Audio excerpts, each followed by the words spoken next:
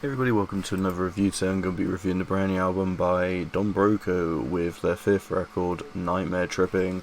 So this is BROCO's brand new album, and we haven't had one necessarily since 2021 with Amazing Things, which somehow, surprisingly, in 2022 managed to top the album charts and become the band's first #1 record in the UK, which I think is just absolutely baffling to me how Adele's own vinyl incident, which was her latest album, 30, which ended up causing a vinyl shortage because the record label for Adele would want millions and millions and demanded so much that it actually made vinyls, physical copies of it, just very hard for many artists to have in possession. And BROCO decided, while they would then release the physical release later on in the album release of Amazing Things in October 22nd, 2021, and 2022 was when they officially released it,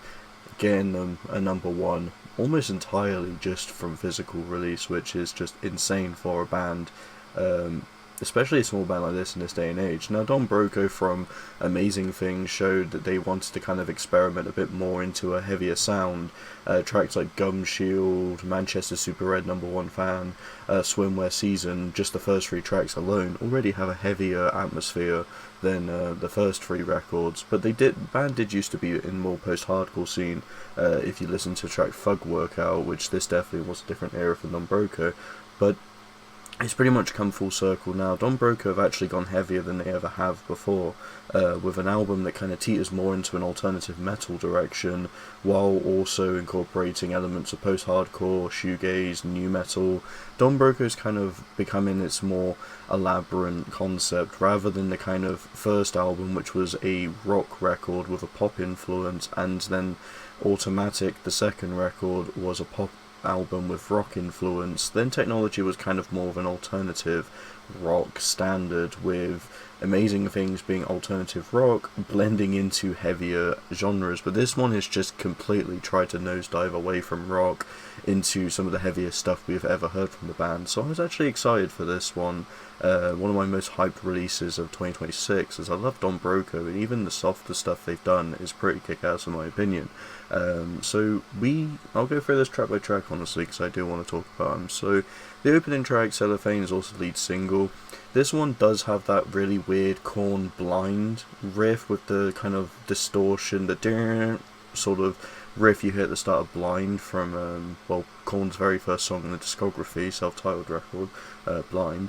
But Cellophane is honestly really cool. It definitely has that new metal feel. It's heavier than what we've normally had with the band, and I love it. It's just so much fun, and definitely one of the main standouts of the record. Disappear is one I quite like. It's one that I wasn't big on originally, but it has grown on me quite a bit, and it kind of feels like how I'd imagine the transitional period of Amazing Things to this new album, Nightmare Tripping, would sound like. It does a good job, honestly. It's pretty good.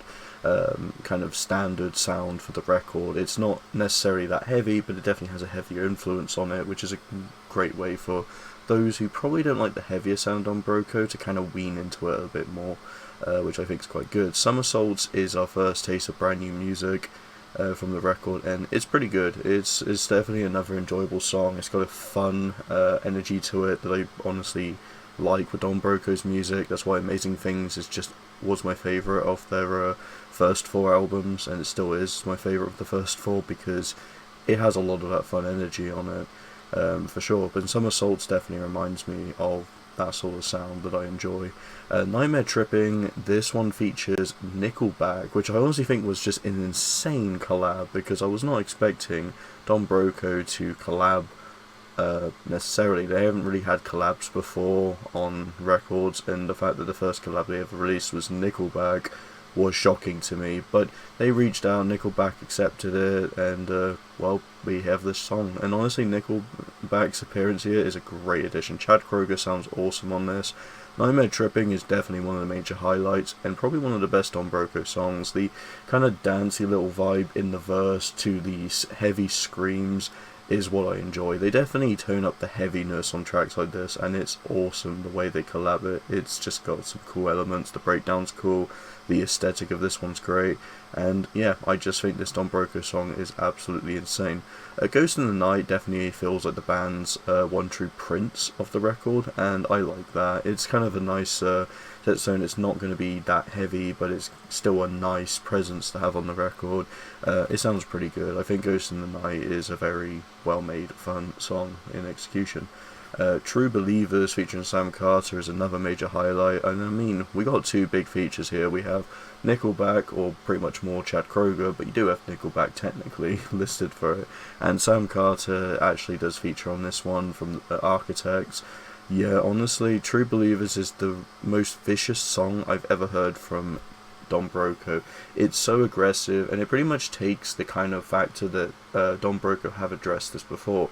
There's been a few songs where Don Broco has addressed sort of racist incidents. You have the track Pretty from Technology, which this one definitely mentions it here and there into its song, but Uber was more of telling a story about how they knew this racist Uber driver that was just absolutely, completely a dickhead. Now True Believers actually incites the 2024 riots we had in the UK.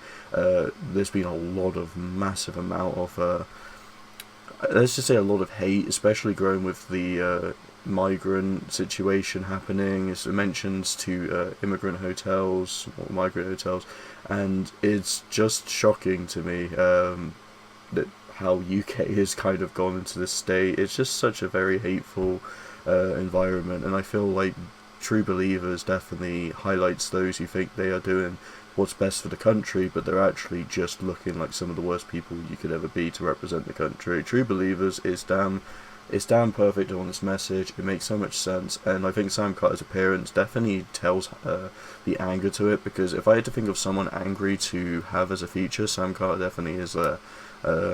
This is definitely the These Colours Don't Run aggressive Sam Carter, and I think this is generally a really damn good song in my opinion. Definitely one of the highlights. It is just so insane how this one barely gives you a break, other than the little refrain in the song, which is kind of calmer, which I think that's done by Matt, the drummer, because Matt also does share vocals with Rob, so it's quite nice, and yeah, this one's pretty sick.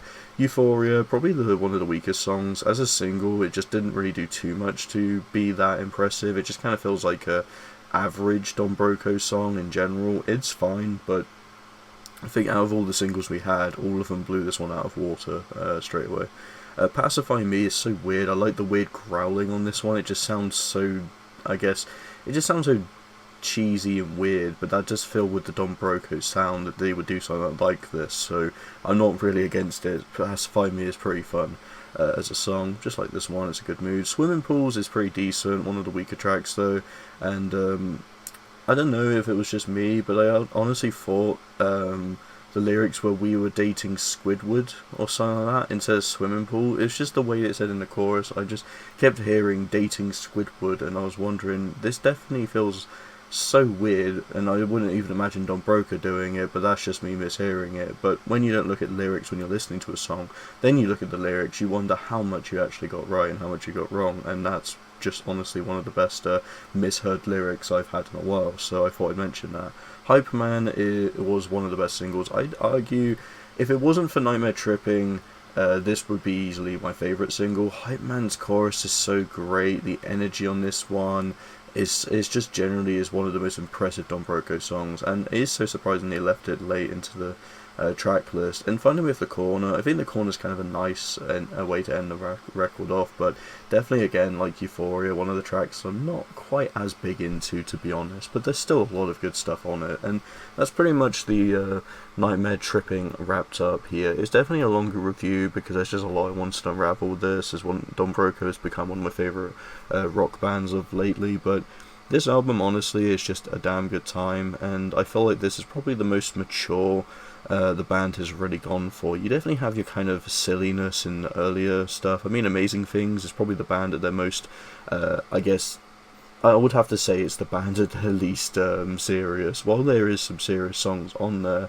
like Easter Sunday, there's a lot of songs like Bruce Willis, Manchester Super Red #1 Fan, Gum Shield, Swimwear Season. Like, some of these songs definitely feel like I couldn't imagine Don BROCO being serious writing it. It definitely has a bit more of that tongue-in-cheek sort of feel, but this album definitely shows a more mature colour to their palette, and I honestly really enjoy it, even if that colour is just white and black limbs and fingers stretched across into this weird amalgamation that is the album cover, which I don't even know what it is, but it's Nightmare Fuel, and that's I guess that's why it works with the title of the record. So yeah, that's pretty much all I have to say here. Don BROCO's first release under Fearless Records shows their kind of evolution from getting heavier and heavier with sharp tone to finally expressing themselves to have a more metal sound. I think it's a good album, but honestly I wasn't quite as pulled into it as I wanted to be. I was expecting this to just completely blow everything else out of water, but I have to kind of sit down and think if this actually is their best. It's definitely a contender for it, but Amazing Things is still such an amazing record in my opinion that I'm still not fully sure or convinced yet, but I'd say at least at the minimum this would be the same rating I give Amazing Things. I give it a 4 out of 5 because it is a damn well executed record, and there's so much I really enjoy with this one. Nightmare Tripping just manages to work into Don BROCO's sound and favour. It is just a very experimental and interesting release. They've had a lot of time to really craft this sort of sound, and I think the payoff worked really well. So that's all I have to say. Hope you enjoy. Thanks so much for watching, and see you in the next video.